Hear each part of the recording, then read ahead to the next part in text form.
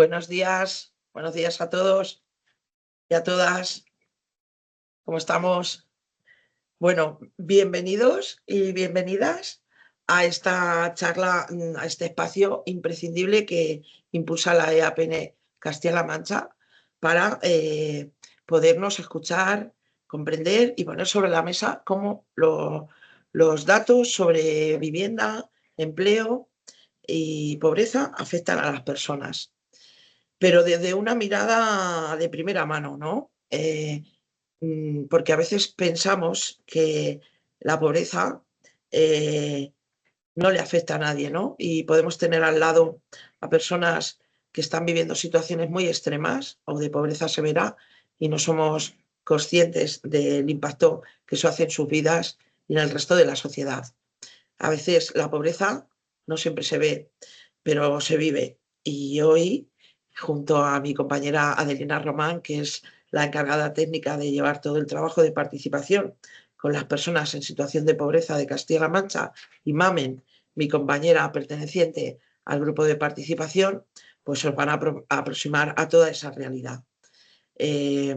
Bueno, no sé si todos somos conscientes de que los datos del INE del año 2025 arrojaron que un 34,2% de la población se encuentra en situación de pobreza y exclusión social en Castilla-La Mancha, que los principales elementos que sitúan a las personas en esa situación de exclusión social y de vulnerabilidad son la vivienda y el empleo, pero también en aquellos hogares donde hay menores, donde hay adolescentes menores, los trabajadores pobres, las personas que no llegan a final de mes.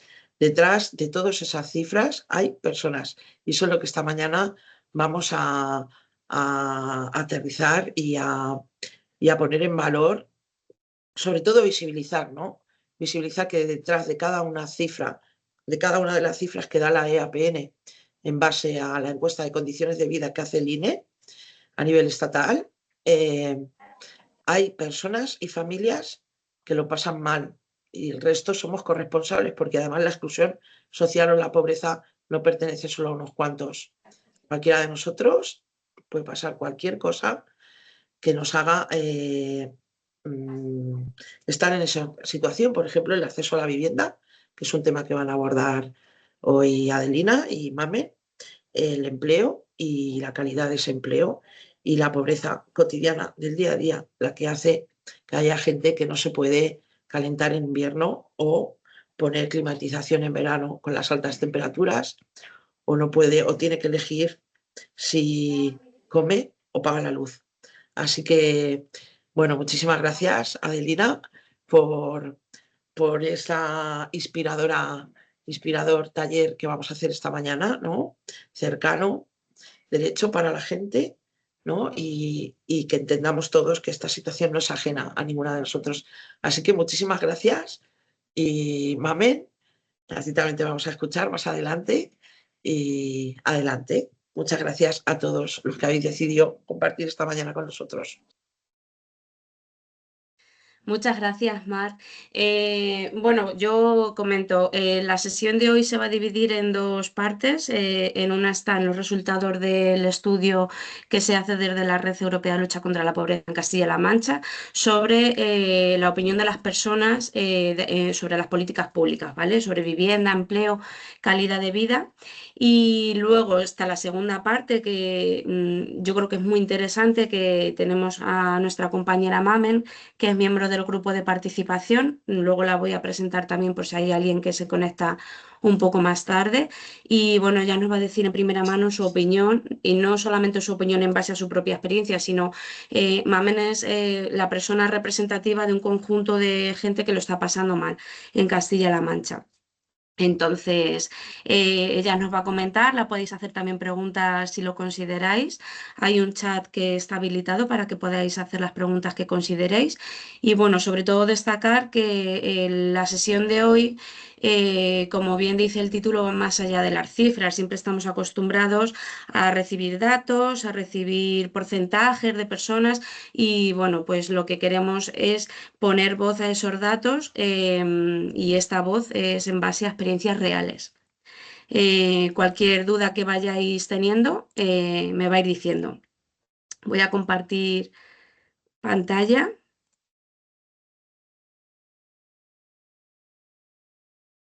Vale, pues comenzamos. Bueno, los contenidos, voy a explicar un poco sobre todo en qué consiste el proyecto de participación y luego apartados clave que son los que más les repercute a las personas en situación de vulnerabilidad, que son vivienda y pobreza energética, empleo y riesgo de pobreza, el sistema de garantías de ingresos y la calidad de vida.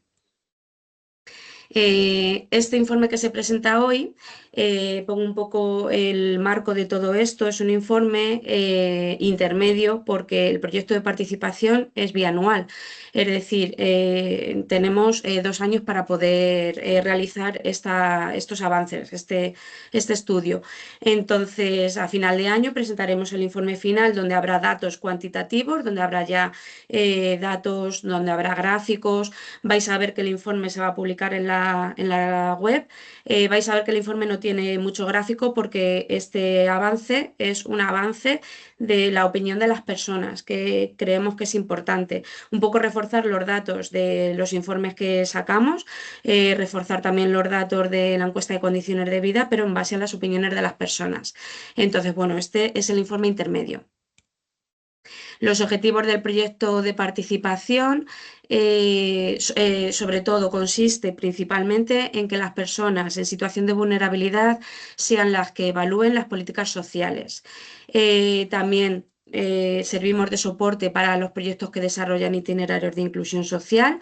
Servimos de soporte tanto para la gente que forma parte de estos proyectos como para los profesionales que intervienen en ellos, a través de la capacitación y formación de cursos sobre participación, sobre inserción sociolaboral y, bueno, formaciones también, talleres que impartimos y, bueno, otros pildorazos formativos que creemos que es de interés. Y luego, sobre todo, este proyecto también se dedica en fomentar el empoderamiento de las personas a través de la participación, porque es verdad que las personas que menos participan en las políticas públicas son las personas que de hecho más lo necesitan. Entonces, Mame, si quieres silenciar. Ay, muy bien. Entonces, bueno, consiste en eso principalmente, en formar parte de esa capacitación de las personas, para que ellas sean las que construyan las políticas públicas, o las que refuercen, o las que cambien y transformen estas políticas. ¿Cómo hacemos todos estos objetivos? ¿Cómo los desarrollamos? Bueno, pues hay diferentes actividades dentro de estos objetivos. Comentaros que estas actividades que voy a explicar ahora el resumen está hecho del año anterior, del año 2025, aunque en 2026 ya hemos hecho más actividades que, bueno, como he dicho, estas nuevas actividades que hemos ido haciendo las vamos a presentar en el informe final, a final de año, ¿vale? Por una parte tenemos las reuniones territoriales, que son grupos de discusión con personas en situación de vulnerabilidad que forman parte de proyectos de intervención social, tanto de entidades sociales como de servicios sociales. A lo largo del 2025 se han hecho 7 reuniones territoriales con un total de 80 personas que han formado parte de estas reuniones. Las reuniones suelen hacerse una por cada provincia y luego 2 en zonas rurales. Destacar que la provincia de Albacete hemos tenido que desdoblar las reuniones, hemos hecho 2 porque, bueno, había bastante interés y, bueno, bastante iniciativa por parte de la gente, entonces hemos tenido que hacer 2 reuniones. En estas reuniones pues se habla sobre las políticas públicas, cómo les afectan a ellos y también cómo les afectan y cómo refuerzan los proyectos de inclusión social. También es importante tener en cuenta si les sirven o no les sirven. Entonces, bueno, en estas reuniones se pregunta si se sienten excluidos, cómo les afecta la vivienda, cómo les afecta el empleo, desde qué manera les apoyan servicios sociales, desde qué manera les apoyan las entidades del tercer sector, en fin, estas cuestiones. Estas reuniones son anónimas, es decir, las personas que vienen no no se tiene en cuenta el nombre de dónde viene ni la organización donde viene, porque lo que se pretende, sobre todo, es tener un discurso colectivo de los problemas comunes de la gente en general, no algo concreto, algo particular, porque eso concreto y eso particular no crea tendencia. Entonces, bueno, lo que se pretende con este anonimato de estas reuniones es eso, generar un poco una visión real de la sociedad en Castilla-La Mancha, de las personas en situación de vulnerabilidad. Por otra parte, tenemos el Encuentro Regional de Participación, que todos los años elegimos un tema clave para hablar y para debatir y sobre todo con la idea de proponer soluciones a los temas que vemos convenientes, que no es que veamos convenientes nosotros como EAPN, sino que ven convenientes las personas en situación de vulnerabilidad. Que podéis decir, ¿cómo sabéis cuáles son los problemas que les afectan? Pues porque en las reuniones territoriales ya les preguntamos y luego tenemos un grupo de participación donde también debatimos cuáles son las principales incertidumbres que les afectan. El encuentro de participación regional tuvo lugar en Albacete en el año 2025 y en el que participaron 91 personas. En este encuentro se crearon una batería de propuestas que fueron enmarcadas en un manifiesto y este manifiesto se entregó en las Cortes de Castilla-La Mancha para que la gente que decide sobre la política lo tenga en cuenta. Aparte de esto, el año 2025 también se incorporó un manifiesto por parte de las personas jóvenes, porque es verdad que es un colectivo de especial vulnerabilidad, porque todo les afecta de otra manera. No digo ni mejor ni peor, digo de otra manera. Entonces hay que tener una perspectiva transversal en las políticas sociales que tengan en cuenta sus vivencias. Bueno, he dado paso directamente a la audiencia pública en las Cortes. Siempre se hace en conmemoración con el Día Internacional de Erradicación de la Pobreza, que es el 17 de octubre, y en el 2025 acudieron 73 personas. Los manifiestos, tanto del 2025 como de años anteriores, todos los vais a ver publicados en la web de participación de APN Castilla-La Mancha. Podéis acceder a ella o bien buscándola directamente en internet o bien a través de conectar, o sea, de meteros en la web de APN Castilla-La Mancha y ahí hay un botón que pone participa y directamente os lleva a la web de participación. Entonces, en esta web vais a ver informes, el informe este que se va a publicar también hoy y todos los manifiestos. Luego tenemos el Encuentro Nacional de Participación, porque todo el trabajo que hacemos lo hacemos en escala, por así decirlo. Lo hacemos a nivel regional, cada comunidad autónoma hace su propio encuentro de participación, nosotros en Castilla-La Mancha el nuestro. Y luego, que no lo he mencionado, pero bueno, me da tiempo a mencionarlo, el encuentro del año pasado giró en torno a los discursos y delitos de odio, que es verdad que están en auge, entonces creemos que hay que poner un poquito el punto de mira sobre esto, sobre este aspecto. Y luego el encuentro regional se eleva un poquito más y nos vamos al encuentro nacional de participación. Todos los años se hace en un territorio diferente. En 2025 tuvo lugar en Cáceres los días del 2 al 4 de abril y bueno, a los encuentros nacionales va una delegación de personas representativas de la comunidad autónoma correspondiente. De Castilla-La Mancha creo que fueron 5 o 6 personas al encuentro de Cáceres y en total nos reunimos un total de 100 personas para debatir igual cada año un tema diferente. El año pasado fueron los servicios sociales que queremos. Este año 2026 no está puesto aquí, pero ya lo vais a ver en el informe final. Este encuentro nacional de participación ha sido en Castilla-La Mancha, más concretamente en Ciudad Real, y fue el mes pasado, en abril. Y luego tenemos el encuentro de jóvenes, porque como he dicho antes, los jóvenes es un colectivo de especial vulnerabilidad y ellos, bueno, pues se reunieron en Valladolid para hablar sobre vivienda, que es algo que les afecta muchísimo, y en total se reunieron 100 personas. De Castilla-La Mancha también fueron una delegación de personas para debatir sobre estos aspectos. Todas estas propuestas, preguntaréis qué hacemos con ellas. Pues estas propuestas se presentan a las instituciones que tengan competencia en la materia. Si es a nivel regional, pues a las instituciones de Castilla-La Mancha y si es a nivel nacional, pues a los ministerios correspondientes. Y luego también a nivel europeo Hay un encuentro de participación europeo, que igual las propuestas que se debaten también vamos desde España. Las propuestas que se debaten también se elevan a los gobiernos europeos para que lo tengan en cuenta. Luego tenemos el grupo permanente de personas en situación de vulnerabilidad, del que forma parte MAMEN. Este grupo tiene un trabajo mucho más constante y mucho más periódico. Nos reunimos una vez al mes, debatimos sobre propuestas concretas que el grupo ve.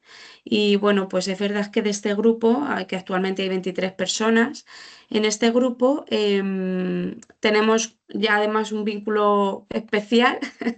Y bueno, pues trabajamos muy bien sobre los temas concretos que queremos trabajar, que ellos consideran que tienen que trabajar.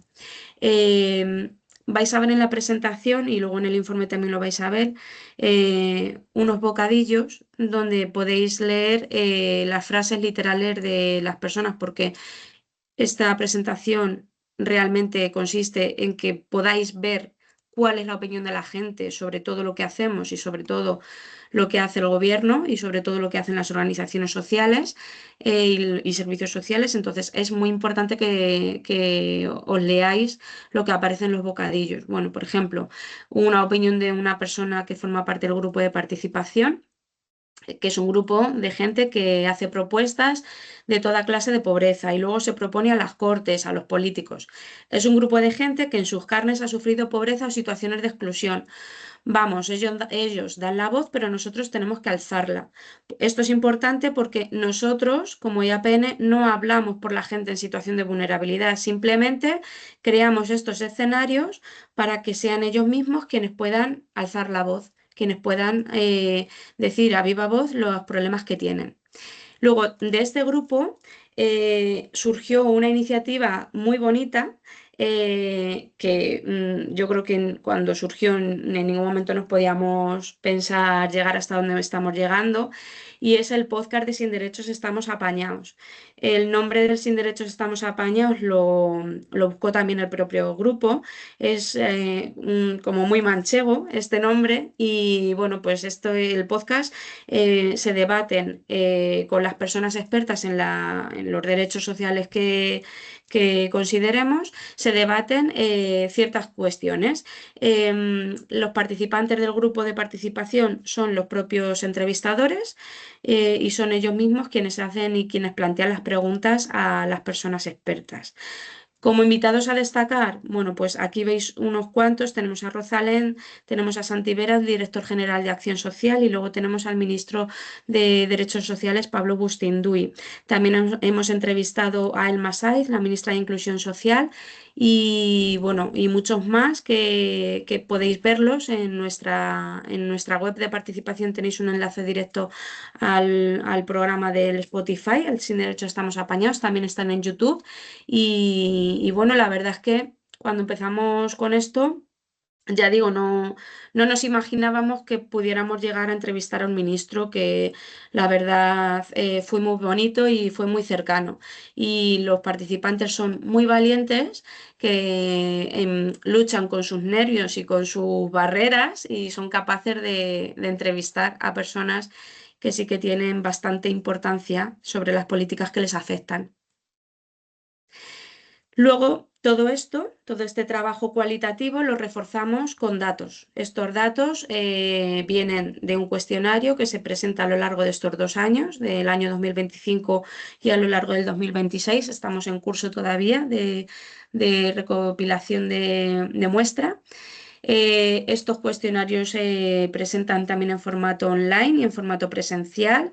Y bueno, de ahí salen los gráficos que vais a poder ver en el informe final y que refuerzan las opiniones de las personas. Entramos ya sobre determinados temas clave que les afectan a las personas en situación de vulnerabilidad. Bueno, he querido destacar este comentario porque cuando les preguntamos a la gente si se sienten en situación de exclusión, si se sienten excluidos, muchos de ellos no lo reconocen, porque es verdad que reconocer que estás en situación de exclusión es reconocer un problema, que luego además es un término muy, muy amplio, que igual no saben muy bien cómo contestar porque hay gente que dice, pues es que dependiendo, a lo mejor me siento excluido del sistema laboral, pero no del sistema educativo, en fin. He querido destacar este comentario porque el tema de la vergüenza es algo que les afecta muchísimo. Bueno, ¿qué opina la gente sobre vivienda y pobreza energética? Bueno, pues el acceso a la vivienda, creo que no descubro nada nuevo, es uno de los principales factores de exclusión social.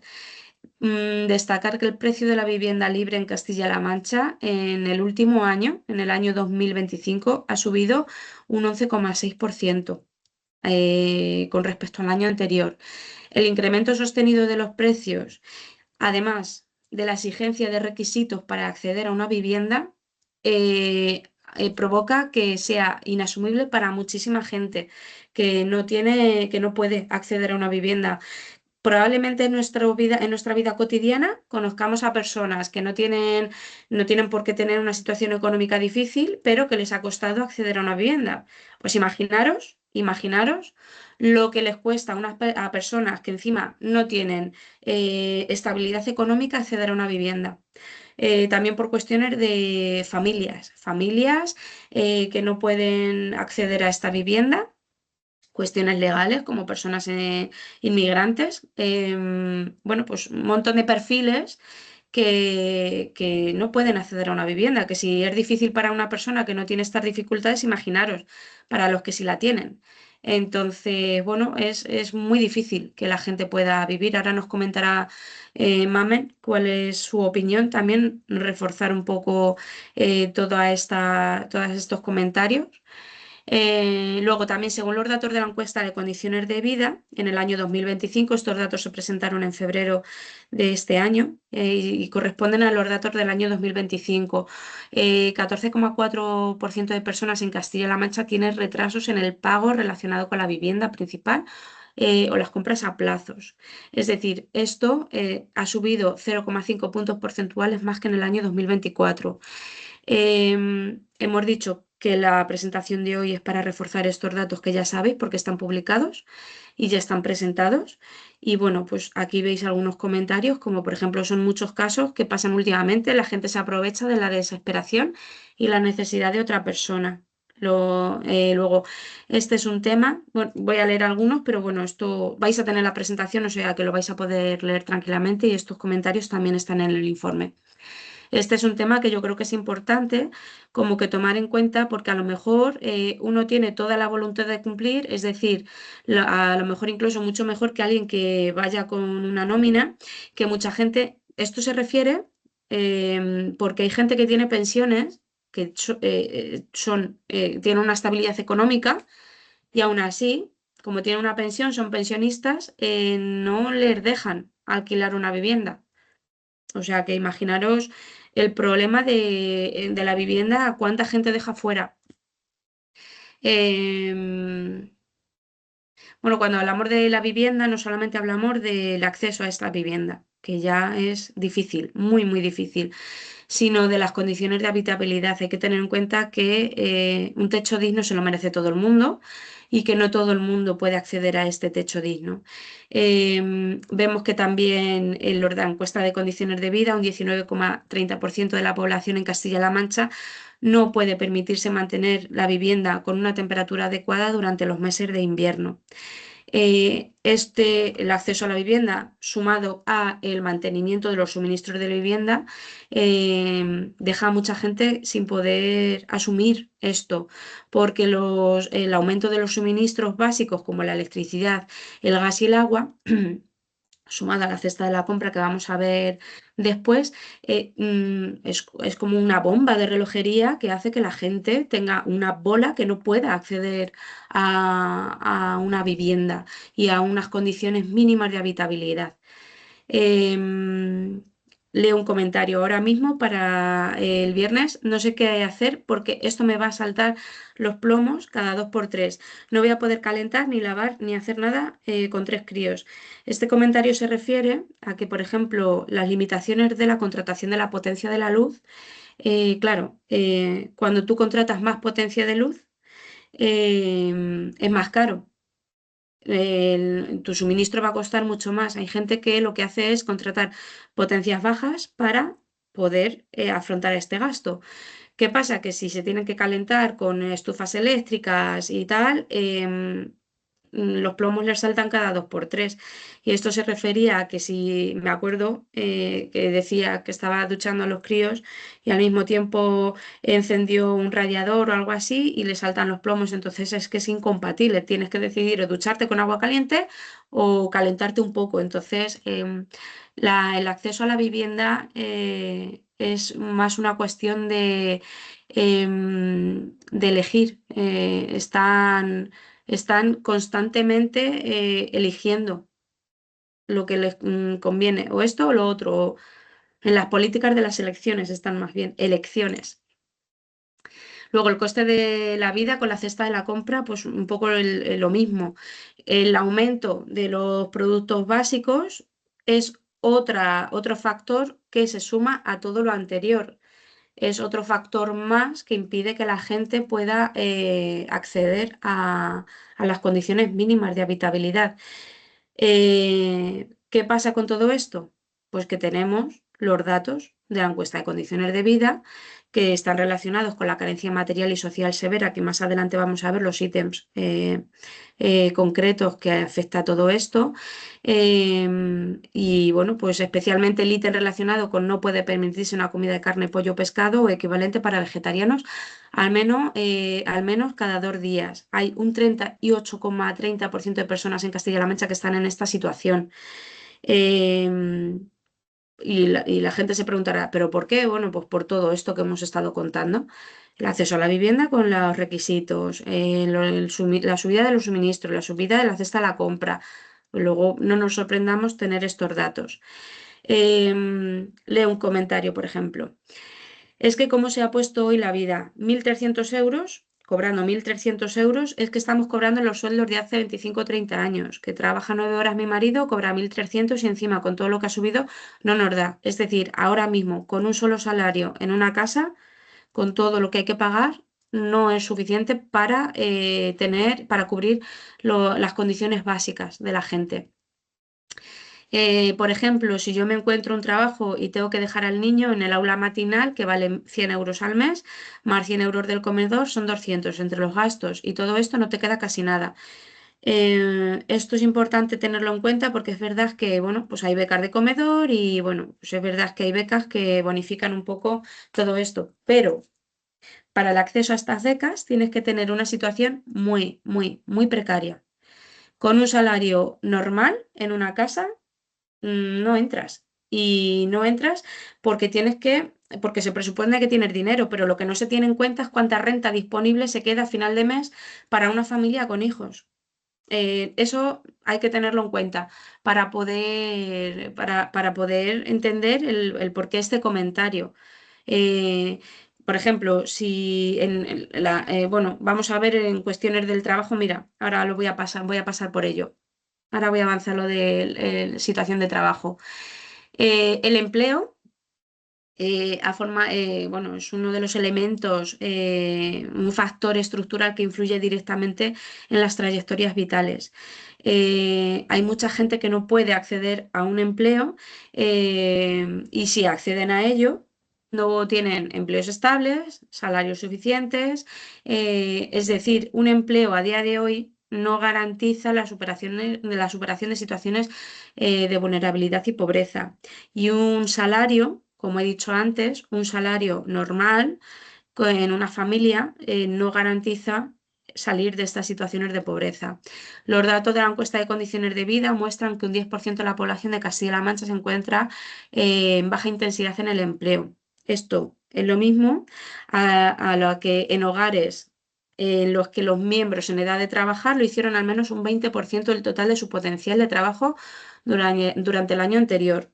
Es decir, porque es difícil entender esto, al menos 2 horas semanales servirían para cumplir este indicador, ¿vale?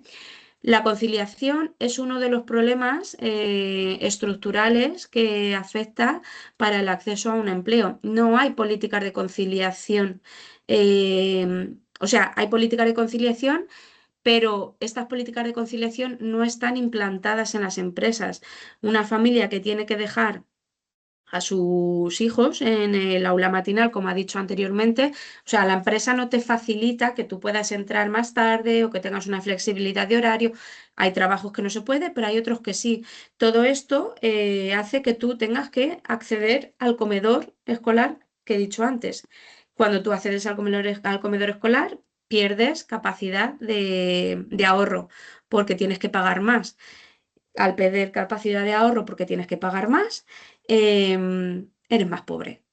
Entonces, bueno, pues es muy, muy importante que las políticas de conciliación estén, o sea, se lleven a cabo dentro de las empresas, porque si no, va a ser muy difícil que la gente salga de esta precariedad laboral. Aquí vemos unos comentarios. Por ejemplo, porque yo llevo aquí un año y todavía no consigo trabajo. Me fui a Barcelona y me vine porque tenía el curso acá, pero mi edad es difícil. La edad es un factor importante para el empleo. Yo tengo 68 años, entonces me he mantenido desde que llegué. Curso tras curso y en mi país era docente universitaria y debido a la situación del país que todos conocen, allá en Venezuela ni siquiera hemos podido homologar el título más. Pero mira, yo en el caso de que te he contado antes, por ejemplo, yo tenía los mismos estudios que un chaval por el que cambiaron, lo único por lo que me cambiaron era porque era más mayor. Por lo único, por los estudios teníamos los mismos. Es decir, la edad también corre en contra de las personas. Es un elemento que impide que la gente pueda, la edad, tanto si eres mayor como si eres joven, cuidado. Si tú eres demasiado joven, te piden experiencia laboral y no puedes acceder a un empleo. Si eres mayor, vamos, mayor de 45 o 50 años, se considera que eres mayor y no puedes acceder a un empleo. Y las personas que están que no son ni jóvenes, no se consideran colectivo joven ni se considera colectivo mayor, son las que tienen cargas laborales, son las que tienen o sea, perdón, son las que tienen cargas familiares y son las que más necesitan de estas políticas de conciliación y son las que más difícil tienen también acceder a un empleo si tienen estas cargas familiares. En el empleo he querido destacar dos herramientas importantes para que son políticas de empleo activo. Uno son los planes de empleo, que es una herramienta muy necesaria, es una herramienta muy útil, pero no termina de ser suficiente porque los contratos que se ofrecen son de corta duración. No existe el acompañamiento individualizado. Se presupone que cuando una persona entra en un plan de empleo debería de salir con un itinerario, o sea, se presupone, sería lo ideal que saliera con un itinerario, un acompañamiento y una inserción laboral a un empleo normalizado. Y luego, los planes de empleo, es verdad que no hay explotación de nuevos yacimientos de empleo que puede haber en un entorno. Y luego, pues otra vez, las medidas de conciliación no están totalmente implantadas. El plan de empleo sirve como una medida puente para el acceso a un subsidio. Es una herramienta muy útil, los planes de empleo es una herramienta muy útil, pero no son suficientes y hay que darle una revisión. Hay que echarle un ojo. La opinión de la gente siempre es que están amañados, lo digo así como un poco en bruto porque es lo que me dicen, y bueno, pues aquí lo vais a ver. Porque yo en 6 meses yo iba a tener dinero y yo pensaba que esa ayuda seguramente a alguien le haría más falta en ese momento que a mí, pero yo lo necesitaba y quería trabajar y trabajar y trabajar. Por ejemplo, que miren más tu cualificación, porque es verdad que luego es lo que he dicho, se dice que los planes de empleo, pues siempre entra la misma gente, siempre dicen, pero sí que es cierto que yo cuando me dicen esto, siempre contesto de la misma manera, no sabes la situación de esta persona, si entra en el plan de empleo es porque lo necesita. Entonces, bueno, Aquí el comentario de, por ejemplo, que miren más tu cualificación que tu necesidad para trabajar es un error, porque si yo en el plan de empleo, si yo entro en el plan de empleo de mi pueblo es porque no tengo trabajo y por lo menos necesito cumplir esos 6 meses para cotizar.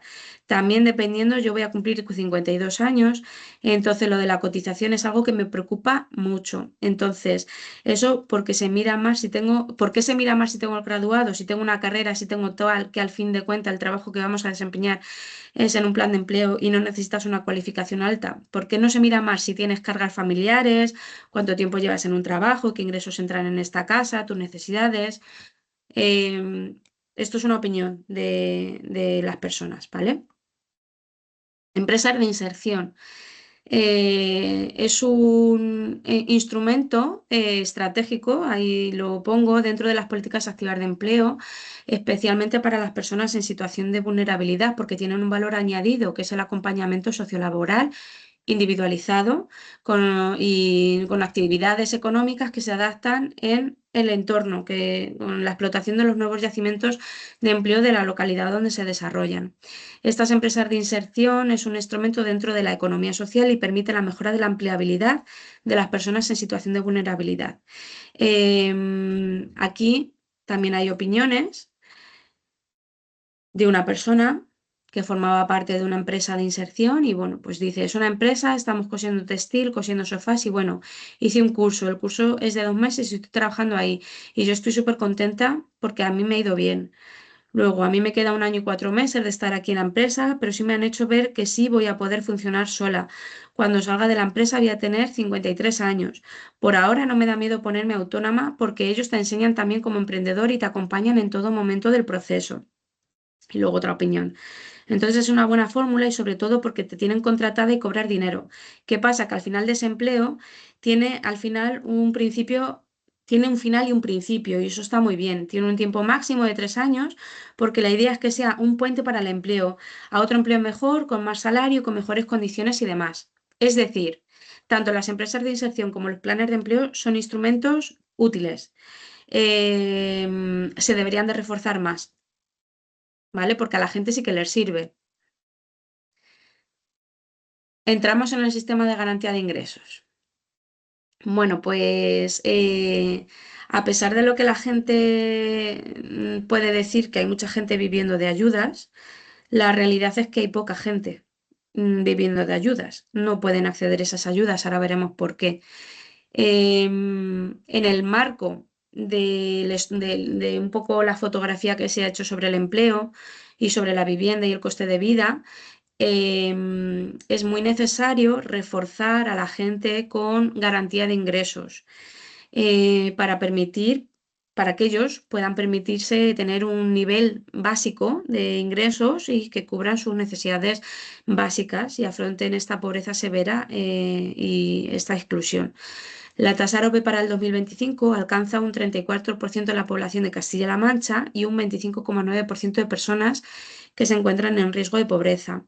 Es por ello por lo que el ingreso mínimo vital es una herramienta esencial para la reducción de la pobreza extrema de la región. No es la única herramienta, cuidado, pero sí que es importante. Em, bueno, vemos que las competencias en servicios sociales está descentralizada, es decir, las competencias son autonómicas, por lo tanto no es solamente responsabilidad a nivel estatal, sino que las comunidades autónomas tienen mucho que ver en cuanto a la cobertura de la protección social de las personas. Entonces, por eso digo, el ingreso mínimo vital es un instrumento muy importante, clave, pero no el único. Aquí tenéis una tablita que igual ya está publicada donde podéis ver los datos. Aunque se ha avanzado en algunos, todavía los datos no son buenos. Según esta tabla, en Castilla-La Mancha, tan solo un 7,4% son perceptores del ingreso mínimo vital a fecha 31 de diciembre de 2025. Por eso digo que a pesar de lo que la gente pueda opinar de que hay mucha gente viviendo de ayudas, realmente son pocas y ahora vamos a ver por qué. Bueno, aquí vemos algunos comentarios que dice, perdón, que no sé si viene a colación porque cuando yo digo que soy madre soltera me dicen, ah, pues tendrás ayuda. ¿Ayuda por madre soltera? ¿Dónde? Porque yo tengo una ayuda a la infancia de 57 euros, pero no por ser madre soltera, es una ayuda a la infancia. Es verdad que también hay muchos bulos de es que esta persona tiene estas ayudas por eso, por ser madre soltera, este por ser tal, el otro por ser cual. La realidad es que no hay tantas ayudas, no las hay. ¿Qué problemas encontramos en general, hemos detectado que se encuentran a la hora de acceder a estas ayudas? Bueno, pues por una parte tenemos la burocratización de las ayudas. Hay mucha complejidad en los procesos para el acceso a las ayudas, destacando requisitos documentales excesivos, formularios de difícil comprensión, falta de comunicación interadministrativa, es decir, siempre te piden un papel cuando a lo mejor ya está registrado ese papel. Falta de transparencia, esto tiene que ver con que la gente a lo mejor solicita una ayuda y luego no sabe cómo va el trámite o tardan mucho en comunicar qué ha pasado con este trámite, generando silencios administrativos estos silencios administrativos generan mucha indefensión en la población, porque mientras que tú estás esperando a que te den una resolución, te pasa el plazo y de repente no hay resolución y esto quiere decir que está denegado. Mientras tanto, ¿qué he hecho yo? Nada. No puedo. He sido una persona totalmente vulnerable y abandonada. Bueno, algunos de los comentarios es, entonces, tanto el ingreso mínimo vital como en otro tipo de ayudas, siempre hay muchas trabas burocráticas, es decir, hay mucho papeleo, mucho. Luego otro. Este comentario le venga papeles, papeles todos los días. Aquí tengo 2000 folios y en mi casa tengo otros 4000 folios. O sea que esto es muy lento, más lento que la justicia.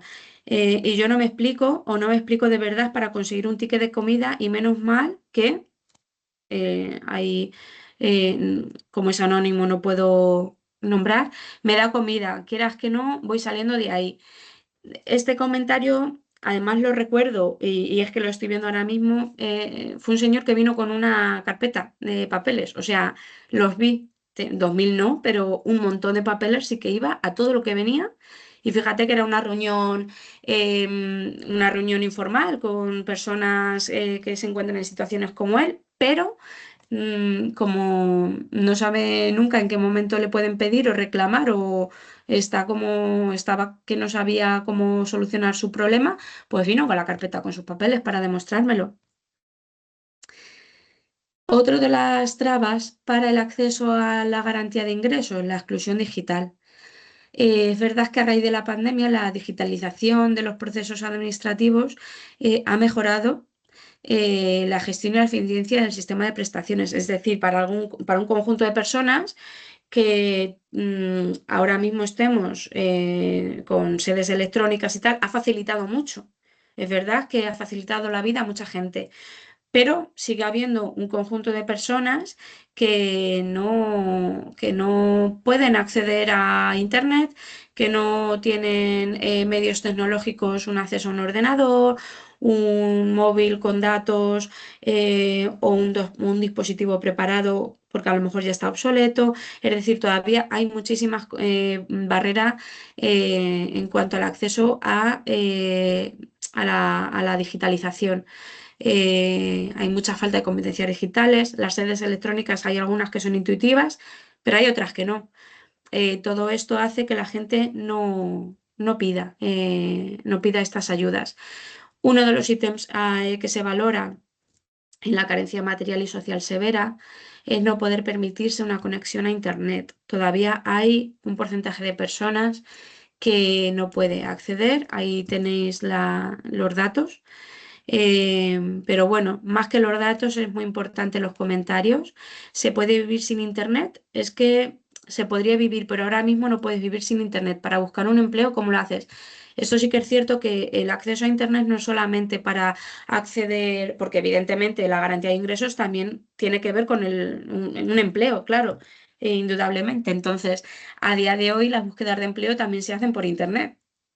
No se puede hacer la gente que no tiene acceso a Internet o que no sabe, no lo puede hacer. Muchas veces no es suficiente el ordenador porque muchas veces son videollamadas también, hasta firmar contratos con el móvil. Lo que decía ayer, que si no tienes un móvil no eres persona, todo funciona informatizando por móviles, ya ni por ordenador, ya directamente por el móvil, aplicaciones por el móvil. Otra de los factores que impide esta garantía de ingresos, la información, la falta de información. He puesto derecho a la información porque es verdad que hay que hablar del derecho a la información.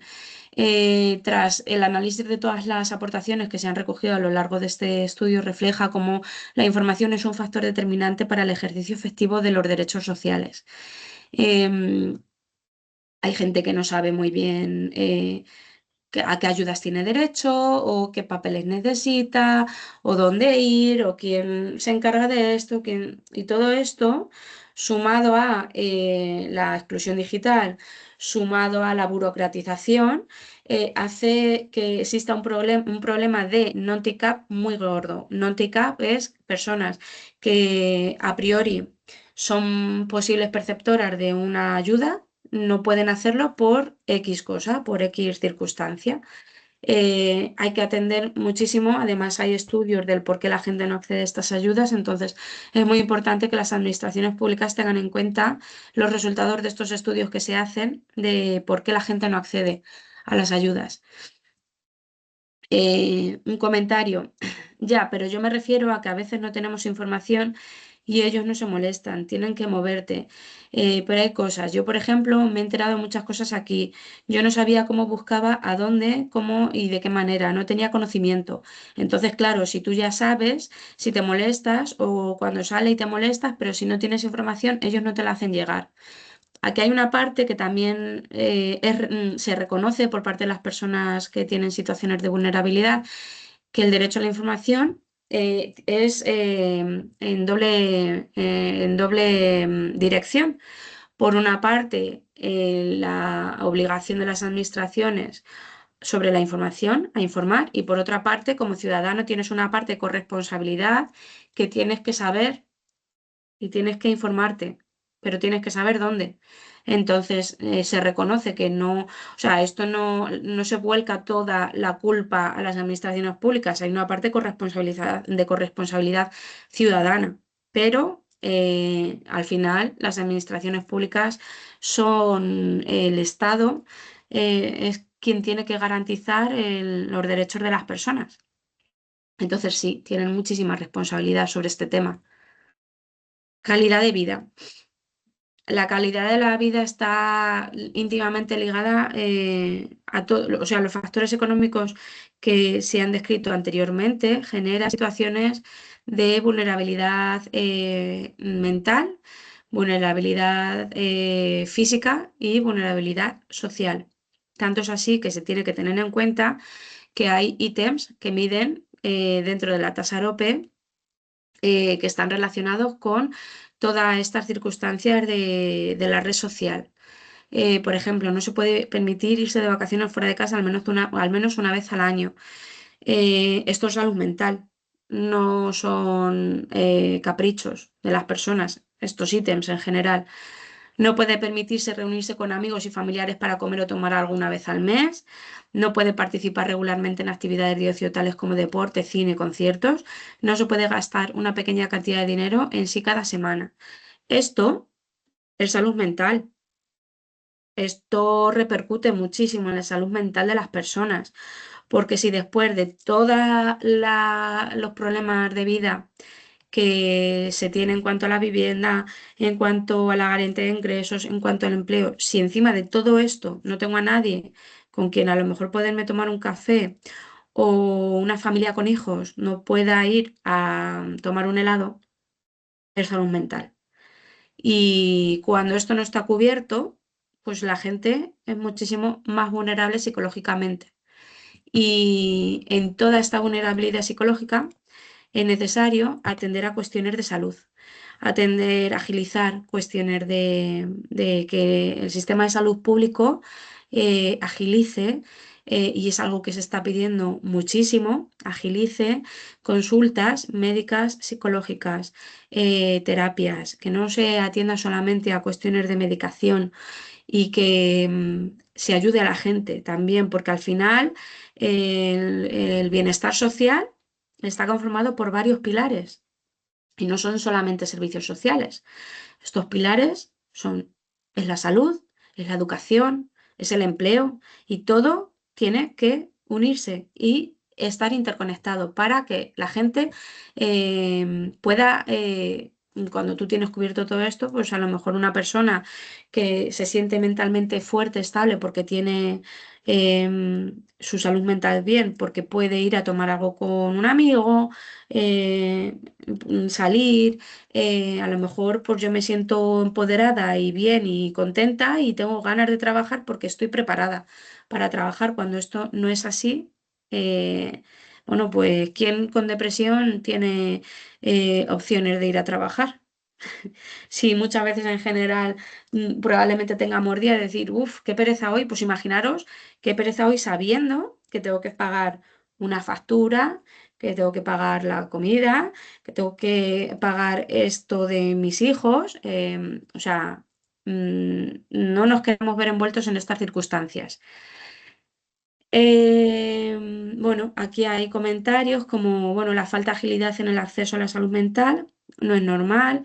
Cuando una persona tiene un problema de salud mental y quiere ir a un psicólogo, te mandan directamente al psiquiatra y te dan pastillas, cuando a lo mejor lo que necesitas es terapia o a lo mejor necesitas unos amigos, porque sí, cuando la gente tiene problemas económicos, los amigos desaparecen, muchos amigos desaparecen, lo vamos a ver ahora.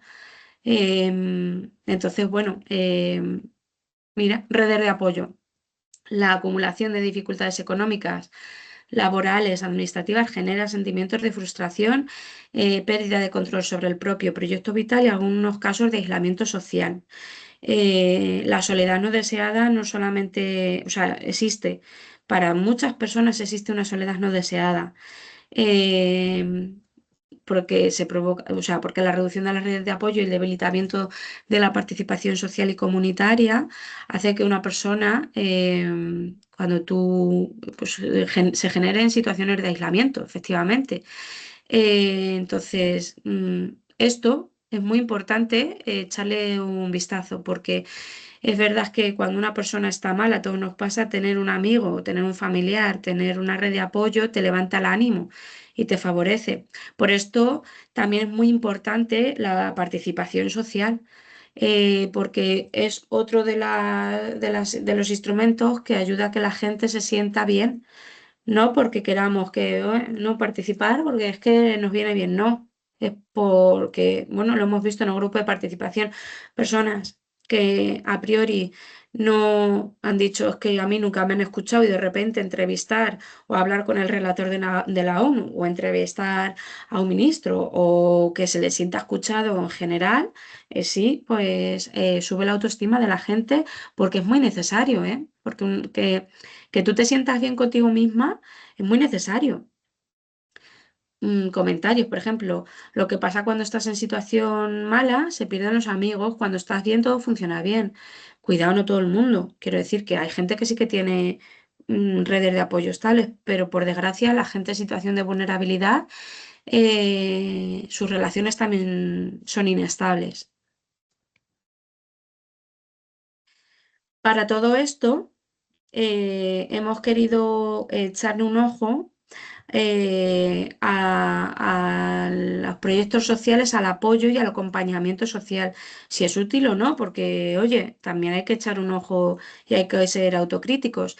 Em, por suerte, los proyectos sociales son muy útiles, mejoran indudablemente la vida de las personas porque les ayudan en el acompañamiento profesional es muy, muy importante porque también se establece el vínculo de confianza, sirve de soporte y apoyo para las personas, tanto a nivel psicológico como a nivel funcional en el sentido de, pues mira, te voy a ayudar a, pues el apoyo, el acompañamiento profesional en una empresa de inserción, te voy a ayudar a que encuentres un trabajo. ¿Qué pasa cuando este trabajo se te acaba? Bueno, pues después puedes hacer esto, lo otro, no sé qué. Con una ayuda, el acompañamiento profesional es muy importante porque no te preocupes, yo te voy a informar de a qué ayudas tienes derecho. Te voy a apoyar en la gestión de esta ayuda. Aquí estoy si tienes alguna duda.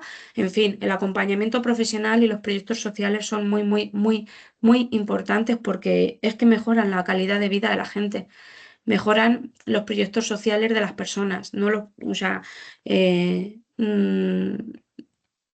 aquí hay comentarios que también lo refuerzan. Yo con mi trabajadora social estoy contenta, he estado en los cursos por parte de la técnica laboral, una comunicación muy constante, me apoyo más de ella que de mi trabajadora social, no porque la trabajadora social me mezquine, ¿no? Sino porque de pronto ella y mi persona hay una química que me entiendo mucho mejor con ella. La química, esto se refiere a que el vínculo social es clave para que una persona se sienta escuchada y mejore su situación. En este aislamiento social, dentro de los proyectos que además trabajan a nivel grupal, sientes como una familia, como una pequeña familia que te has encontrado, o redes de apoyo que te has encontrado, y a lo mejor tú vas a un curso, pero de repente te encuentras con amigos o un apoyo, y dices, pues oye, algo estamos haciendo bien. Por ejemplo, aquí vienes, que no es un curso, es como un empujón hacia la vida. Bueno, hay más comentarios. em, Me podría poner a leer todos los comentarios estos y los anteriores, pero quiero dar paso a Mamen también que nos cuente ella en primera persona qué problema y sobre todo darle paso a ella por si tenéis dudas a ver, ¿qué pongo? Por si tenéis dudas la podéis preguntar, que creo que es lo más interesante, porque al final el informe le vais a leer y al final no tenéis esta oportunidad de conversar y charlar con una persona tan importante como es Mamen. Bueno, pues a modo resumen, el acceso y mantenimiento de una vivienda se consolida como uno de los principales factores de exclusión. El encarecimiento de los precios junto con los requisitos de acceso cada vez más existente dificulta el acceso a una vivienda digna para muchas personas. Además, el aumento del coste de los suministros básicos y de la cesta de la compra están generando situaciones de pobreza con impactos directos en la salud y en el bienestar de la ciudadanía. En el ámbito laboral, los datos evidencian la cronificación de la precariedad y pobreza laboral, incluso entre personas ocupadas. Factores como la baja intensidad en el empleo y las dificultades de conciliación y la falta de cualificación limitan las oportunidades de acceso a un empleo estable y digno. Y en este contexto, el sistema de garantías se configura como un elemento clave del modelo de protección social, aunque su alcance real se ve limitado por las barreras estructurales como la excesiva burocratización, la brecha digital, las dificultades de acceso a la información, generando situaciones de non-take-up. Por otro lado, el estudio confirma que la vulnerabilidad económica tiene un fuerte impacto en la dimensión emocional. La presión constante para cubrir necesidades básicas, junto con la incertidumbre laboral, provoca elevados niveles de estrés, ansiedad y sobre todo desgaste emocional. En este contexto, las redes de apoyo familiares y comunitarias desempeñan un papel fundamental como factores de protección. Finalmente, los proyectos de intervención social se posicionan como herramientas muy eficaces para mejorar la calidad de vida de las personas en su situación de vulnerabilidad. Su impacto positivo, reconocido por las propias personas beneficiarias, demuestran que la importancia de fortalecer, ampliar y dotar de estabilidad a los programas como parte esencial de las estrategias de inclusión social. Todo esto lo vais a ver mucho más desgranado, mucho más amplio en el informe de participación, en el informe intermedio de participación, que lo vais a tener, creo que de hecho ya tiene que estar en la web de participación, ¿vale? El informe tiene comentarios más extensos. Tiene aquí al final ha sido un resumen de todo el trabajo, pero bueno, en el informe podéis ver aspectos más concretos. Además, al final del informe tenéis también mi contacto por si tenéis dudas, cuestiones u otras incertidumbres que queráis preguntarme. No sé si ha ido muy rápido o no, pero no sé si hay alguna pregunta, si no, pues directamente voy a pasar a charlar con Mamen. ¿No hay preguntas? Vale, pues Mamen, voy a preguntarte directamente a ti, ¿vale? ¿Te Vale, escucho? Ahora, que no te escuchaba. sí. Bueno, todo esto es verdad que Mamen y yo llevamos trabajando más cercanamente durante un tiempo y al final es como hacer preguntas cercanas a Mamen, pero bueno, ella y yo ya sabemos, ya nos conocemos. Entonces, bueno, para que tengáis la oportunidad de que sepáis su opinión. Que su opinión, vuelvo a repetir, es una representatividad de un conjunto de personas. Aunque ella su opinión es en base a sus propias experiencias, pero bueno, que sepáis que no es algo puntual suyo, ¿vale? A mí me gustaría, Mamen, que en todo este trabajo que se ha explicado de participación, como he comentado, es verdad que la participación social ayuda un poco a empoderarte, a sentirte escuchada, a reforzar tu propio trabajo personal. Me gustaría saber qué significa para ti formar parte del grupo de participación. Pues mira, para mí formar parte del grupo de participación es, como bien has dicho, sentirte escuchada. Es alzar la voz, como también se ha comentado en el informe, dar forma a una serie de ideas que tenemos el pueblo, que tenemos la gente, y poder dejar de ser un poquito menos vulnerables, porque la falta de economía o la baja economía, la falta de recursos es lo que nos hace a las personas vulnerables. Y eso es lo que tenemos que cambiar. Es lo que queremos finalizar al fin y al cabo. Entonces, entrar en un grupo de participación es lo que nos puede abrir las puertas a ese fin. Entonces, es lo que nosotros intentamos con la entrada en un grupo de participación, hacernos oír realmente. Sí, la verdad es que además hemos generado un grupo con bastante vínculo, una pequeña familia ahí.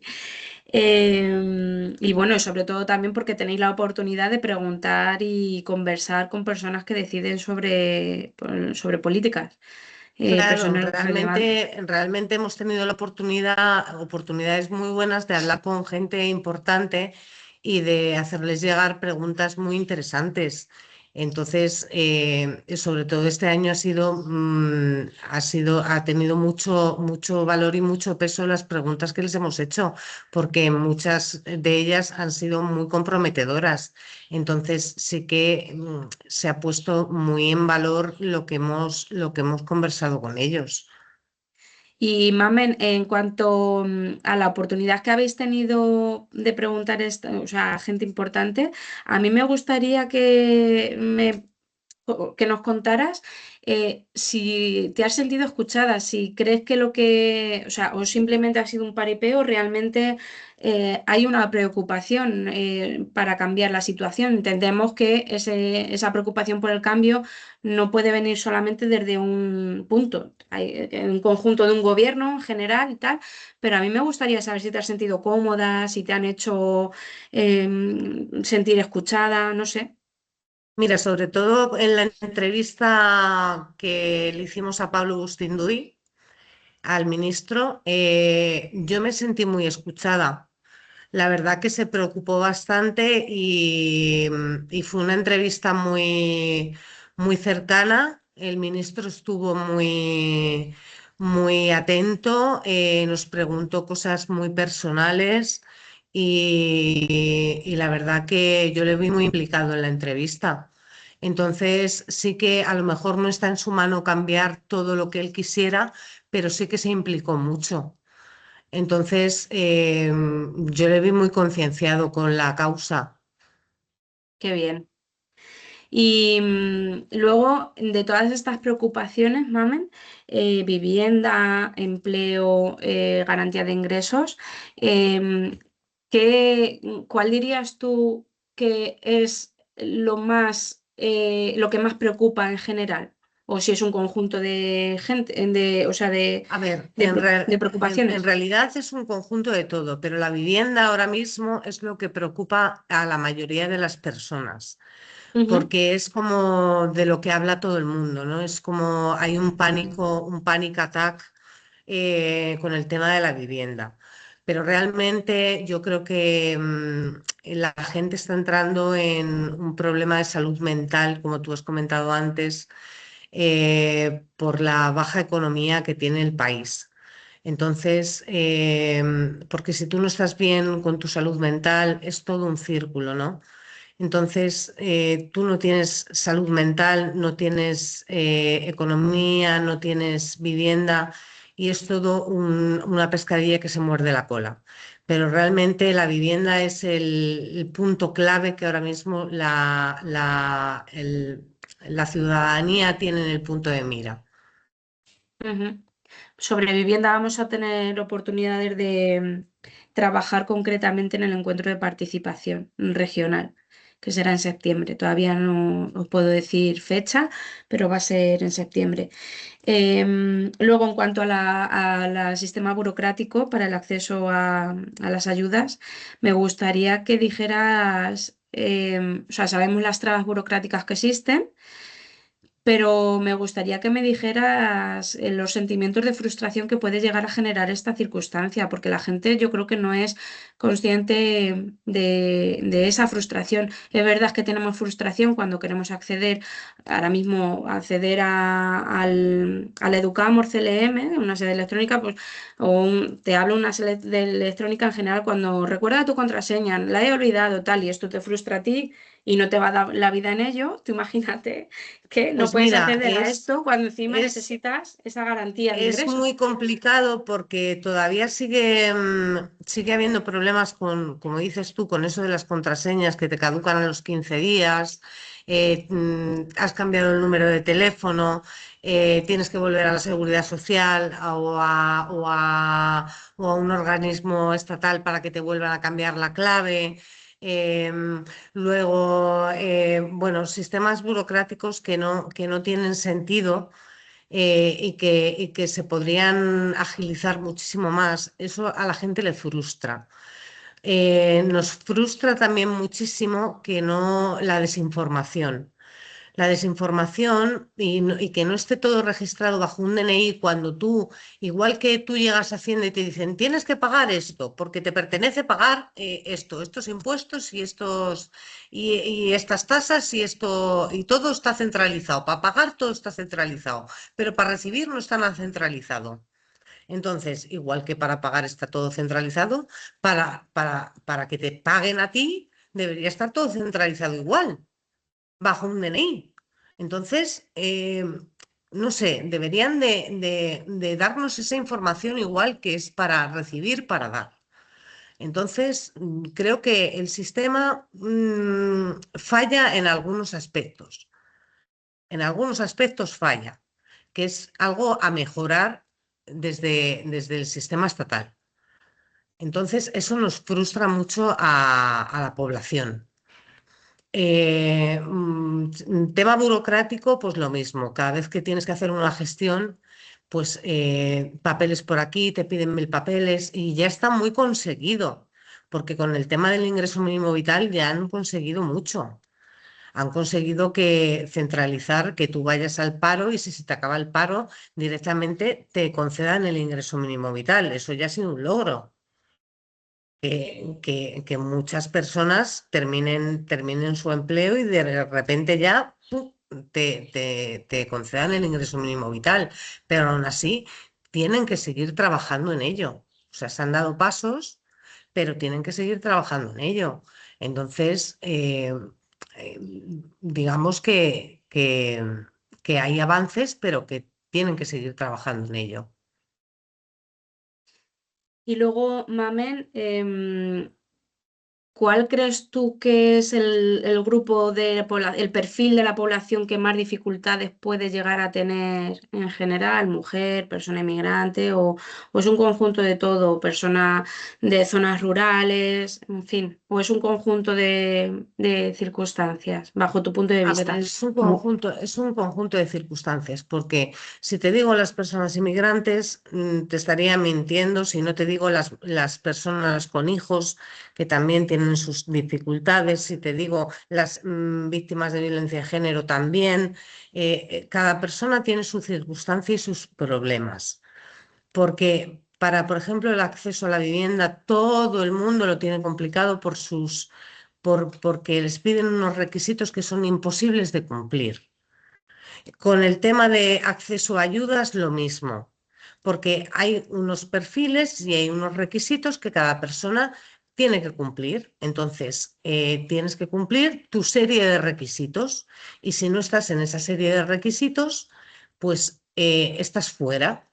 Entonces, si eres joven, pues no puedes llegar hasta cierta edad. Si eres víctima de violencia de género, no te puedes pasar de estos ingresos. Si eres inmigrante, pues no puedes, tienes que tener los papeles en regla hasta no sé qué.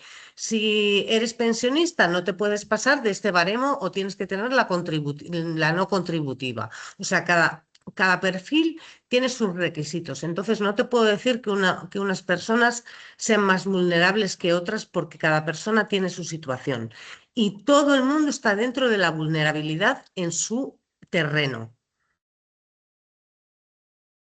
En relación a esto, Mamen, te quiero preguntar que ahora mismo hay mucho discurso de odio en redes sociales, vecinos, en fin, en general, mucho discurso de odio.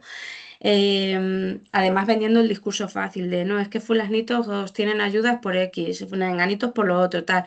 ¿Qué opinión tienes tú sobre que se juzgue a la gente por tener un determinado perfil cuando tú estás diciendo ahora mismo que cada persona es un mundo y cada circunstancia es única que te hace tener esa vulnerabilidad?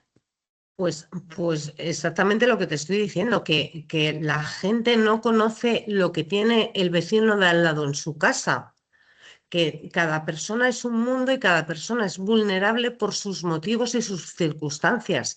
Entonces, esto de los delitos, de los discursos de odio, yo no lo he entendido nunca, ni lo entenderé, porque cada persona es un mundo y somos personas vulnerables todas las que estamos en el umbral de la pobreza y con una economía sumergida. Entonces, puede ser persona vulnerable toda la persona que esté en el umbral de la pobreza con sus circunstancias, sean las que sean.